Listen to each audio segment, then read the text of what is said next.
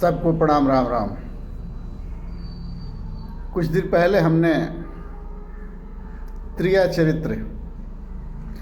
चरित्र पर एक वीडियो डाला था, जिस वीडियो में बहुत ज़्यादा लाइक शेयर मिला, बहुत लोग देखे भी और हमें खुशी भी हुई। आज मैं फिर एक हकीकत, बदलते हुए समाज के रीति रिवाज पर जो आज हमारे देश में हो रहा है, भारत रूपी स्वर्ग में जो हो रहा है, उसका विवरण प्रस्तुत कर रहा हूँ। एक संतोष नाम का लड़का था, जिसको कम उम्र में ही मिलिट्री में नौकरी मिल गई। उसकी शादी बड़े धूमधाम से हुई। अपने माता पिता का इकलौता पुत्र था। शादी होने के बाद पति पत्नी में इतना प्यार था कि जिसका कोई हिसाब नहीं था। लेकिन पत्नी धनी घर से आई थी और घर पे उतना कामकाज माता पिता के रहते की नहीं थी। जब ससुराल में आई तो ससुराल पक्ष गरीब था, लेकिन लड़का नौकरी वाला था, इसलिए उससे शादी की गई थी। धीरे धीरे वो औरत जब 4-5 महीना एक नौकरी के बीवी होने के बाद अलग रहने को जब उसको महसूस हुआ कि अलग रहना अब हमारे बस की चीज़ नहीं है, मैं जवान हूँ, खूबसूरत हूँ, सुंदर हूँ और मैं काम काज करने के लिए नहीं आई हूँ। मेरा तो जीवन है सुख भोगने का, मैं सिर्फ ऐशो आराम करूँ और आनंद उठाऊँ और सारा काम काज अपने सास ससुर से करवाऊँ। ये नेचर उसके दिमाग में बैठा और वो लड़की एक नया बॉयफ्रेंड खोजा, फेसबुक के माध्यम से, व्हाट्सएप के माध्यम से, और उसका नंबर प्राप्त कर उसे कॉल किया और कॉल करके उससे बात करना चालू की। बात करते करते करते करते करते करते वह लड़का करीबी निकला।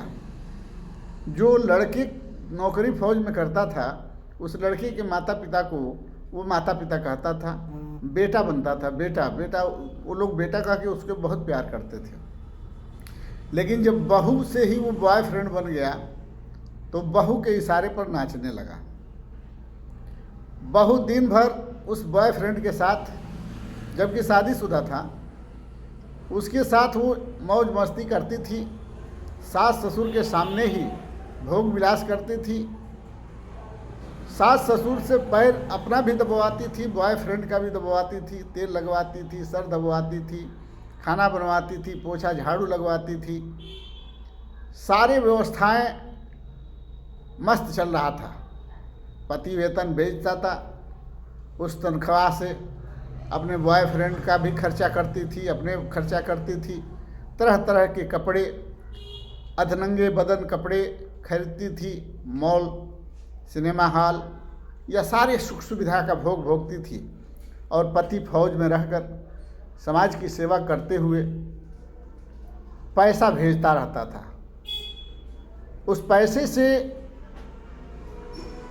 भोग विलास करती उस महिला ने ससुर और सास के साथ ऐसा घृणित कार्य करने लगी कि मारने पीटने तक लगी।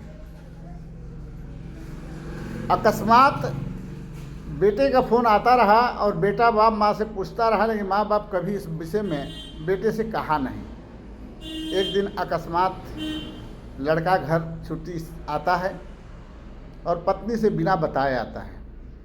छुप करके अपने पत्नी की सारे रीतियों को देखता है, सारे कार्यों को देखता है और देख रहा है कि बॉयफ्रेंड के साथ पलंग पर बैठी है और पिताजी को मार रही है, बाल धर पकड़ के हिला रही है, धक्का दे रही है, पैर दबवा रही है और बार बार गाली दे रही है, अपशब्द बोल रही है।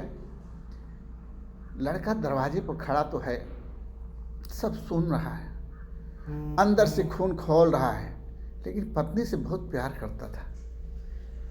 ये कभी नहीं सोचा था कि वो पत्नी हमें से इतना बड़ा धोखा करेगी, कि हमारे अनुपस्थिति में दूसरे के साथ भोग विलास करेगी और हमारे माता पिता को इतना बड़ा कष्ट देगी और हमारे ही पैसे से सारा अपने सुख सुविधा को संपन्न करते हुए राज भोगेगी।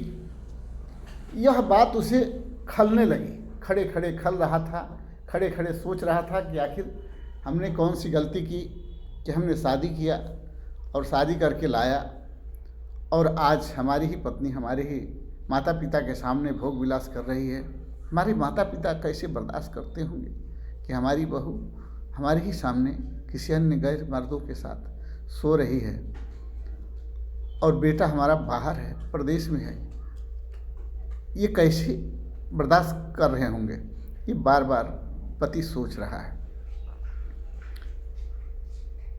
अकस्मात उस बॉयफ्रेंड की नज़र उस लड़के की पैर पर पड़ती है तो उसे फील होता है कि कोई ना कोई हमारी बात को सुन रहा है। अब वह लड़का अपना चरित्र गाना चालू किया है।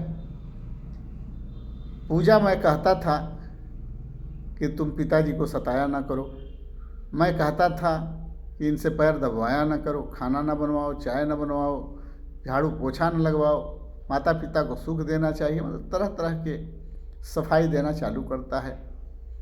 लड़की को लगता है कि ये बदल गया। क्यों बदल गया? तो गुस्से में आती है, उसे तापड़ मारती है, लेकिन उसका दिमाग नहीं काम करता है कि इसने किसी को देखा है या बार बार इशारा कर रहा है तो इस बात को समझ जाऊं। उसके ऊपर तो भूत सवार था, वो जानती थी कि वो तो अभी आएंगे नहीं, इसलिए अपने ससुर को बहुत सताती थी और उसकी बातों को नहीं समझ पाई। तब उस जब देखी कि ये बात बदलता जा रहा है, बदलता जा रहा है, तब उसके दिमाग में आया कोई ना कोई बात होगी, तो अपने ससुर से कहती है कि तुम बाहर जाओ, हमें इससे कुछ बात करनी है, क्योंकि ये हमें अब छोड़ने की बात कर रहा है और ये हमें बर्दाश्त नहीं होगा, क्योंकि मैं इसके बिना जी नहीं सकती। तुम्हारा बेटा हमारे बिना नहीं जी सकता, मैं इसके बिना नहीं जी सकती, इसलिए तुम बाहर जाओ, मैं इससे बात करना चाहती हूँ। जो बाहर जाता है तो लड़का बताने लगता है कि कोई ना कोई हमारी बात सुन रहा है और मैं इसीलिए बात को बदल दिया और बात बदल के हम तुमसे इशारा कर रहे थे लेकिन तुम समझ नहीं रही थी। मामला बिगड़ गया, कोई ना कोई हमारी बातों को सुना है। जब वो लड़की इस बात को सुनती है तो बाहर निकलती है ये सोचकर कि ससुर जी अपने बेटे से सारी बात कह दिए होंगे, उनसे जो सुन रहा था उससे सारी बात कह दिए होंगे, देखे कौन है। बाहर निकलती है तो देखती है कि पति और ससुर खड़े हैं। डर होता है कि ससुर जी सारी बातें कह दिए होंगे, इसलिए वो सारी बातें अपने मुखारबिंद से उगल देती है। जब अपनी सारी बातें कहती है और तो लड़का गुस्से में आकर उनके बॉयफ्रेंड को चाटा मारता है, पत्नी को तलाक देता है और अपना नया घर बसाता है। हमारे कहने का तात्पर्य यह है कि जो हमारा भारत धरती का स्वर्ग माना जाता था, जहाँ देवी देवताओं की उत्पत्ति होती थी, जन्म लेते थे, उस भारत में कुछ आतिताइयों के चलते, कुछ नेताओं और कुछ नायकों के चलते, कुछ हीरो हीरोइनों के चलते जो कुकृतियाँ हमारे समाज में फैल रही है, इसको अब रोकना बड़ा मुश्किल हो गया है। क्योंकि टीवी के माध्यम से, फिल्म के माध्यम से या पिक्चर हॉल के माध्यम से जो हमारे भारत में पश्चिमी सभ्यता को परोसने का प्रयास किया जा रहा है, ये हमारे स्वर्ग रूपी भारत को नर्क की तरह ढकेलने का काम कर रहा है और स्वर्ग रूपी भारत नर्क बनता जा रहा है। और इसको रोकना अब किसी के बस का नहीं है, क्योंकि जब माता पिता ही ऐसी गलती करते आए हों और उनके बच्चे भी कर रहे हों और उसके बच्चे भी करेंगे, तो कहाँ संभव है कि हमारा भारत फिर स्वर्ग बनेगा। भारत तो धरती का स्वर्ग था ना। यहाँ तो प्रभु श्री राम, राजा हरिश्चंद्र, पृथु, भरत,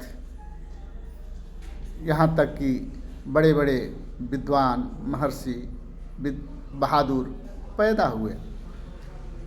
तो जिस जगह भगवान की उत्पत्ति होती है उस जगह को स्वर्ग बोलते हैं, और वह जगह भारत है। और भारत में सतीत्व और पतित्व की बहुत बड़ी व्याख्या है।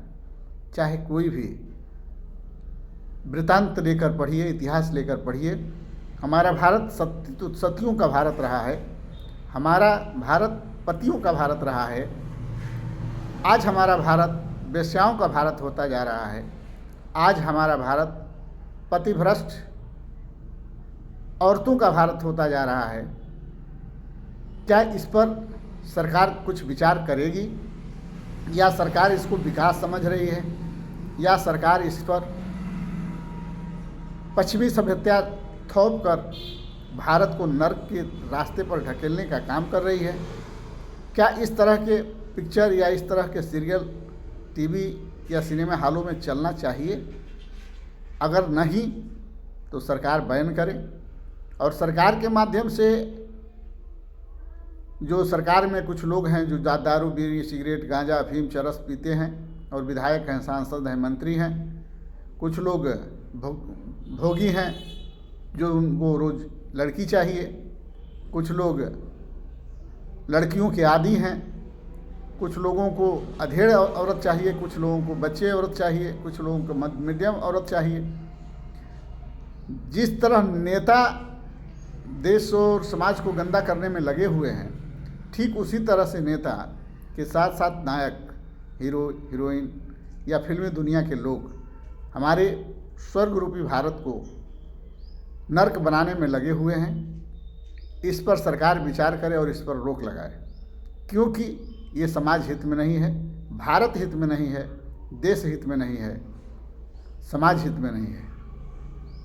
यह सब हमें गंदगी की तरफ ढकेलने का प्रयास कर रहा है, और जिस देश में गंदगी फैल जाती है वह देश देश नहीं रहता, वह देश स्वर्ग नहीं रहता, नर्क और पथभ्रष्ट हो जाता है।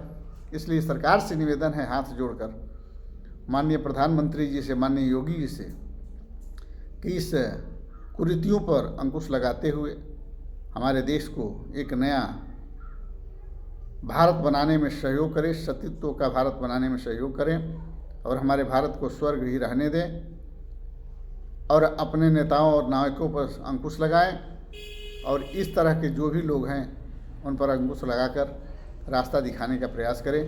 जय हिंद, जय भारत, जय सर्व समाज।